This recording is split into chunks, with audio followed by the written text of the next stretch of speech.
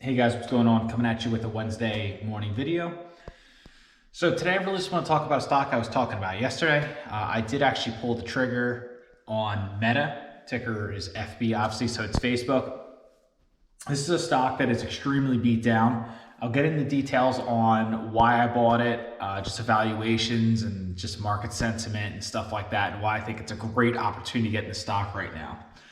So I bought it yesterday at 177.77. I bought 10% of my position of FB. So this is I usually buy 5-10% DCA, and that's kind of my style. That way I don't run, cash dry and all that stuff, and kind of just chip at it. So if it goes up, great. If it continues to go down, which I'm not sure if Facebook really will. It's so beat down, and it's a growth stock, and it's valued, as far as forward PE and metrics, it's valued less than most value stocks. So it's just completely disrespected right now. I think a lot of people are scared about the advertising space and really just anything futuristic. Like they're really going into Web 2.0. They're going into, the metaverse. So I think people are just a little scared to put money in these stocks, and people are fleeing to like oils and banks and stuff like that. I mean, banks aren't a bad play. I mean, I really do like JP Morgan. I think that's a good play right now if you don't want to take as much risk in this market. But, that's stock I've been looking at. It's a dividend. The dividend's getting higher, obviously. Cost base for my Facebook is 193.07. I've owned this stock since 2019. So I've owned this stock for a really long time. It kind of stinks because when it was like 300 plus, I mean, I was up a good bit. My cost base is like 190, 195. I started obviously buying this again when it hit like 225, 200. I thought that was a really good deal. And obviously if it's at 177, I gotta continue to buy if it's down there. It closed yesterday at 182.40. So pre-market, it's looking green, so I don't know if we're going to get back down to here unless we get some really bad news elsewhere. We are at basically 2018 levels in Facebook, which is crazy. So that's like 5 years ago. So if you bought the stock in 2018 and did nothing, you're basically back to zero. So it's crazy just to think about how much this company's grown, like Instagram, Facebook, Metaverse, Messenger. They're just so much better of a company. Their balance sheet's so good. They have so much cash. They'll get through any kind of recession or, inflationary period of time. Like they'll make it through no matter what. So I feel like this is a really good buy currently.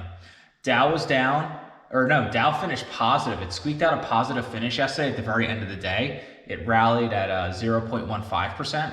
S&P was down 0.81% yesterday. NASDAQ was down negative 2.34%. My portfolio was down 4.95%. So I did worse than everyone. However, my biggest position is Tesla. So Tesla's been basically nosediving. So that's really hurting my portfolio. And then obviously I have a lot of fintechs and stuff like that too, which hurts. And then I have some small and mid caps, which hurts. So, yesterday just wasn't a good day in the market for me, but that's okay. I will gladly buy stocks like Meta at these evaluations, and as a long-term investor, I think I will make out in the long run personally.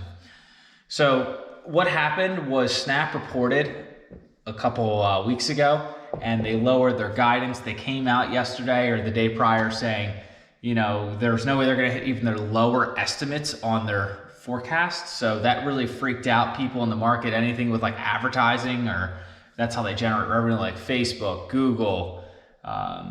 What else is another one?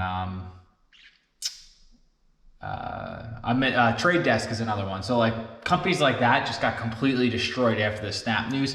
But in my opinion, Snapchat is like the JV league compared to Facebook. It's like not even comparable. So I think people are just speculating that all advertisers are going to have issues, but I don't think that's necessarily true in my opinion.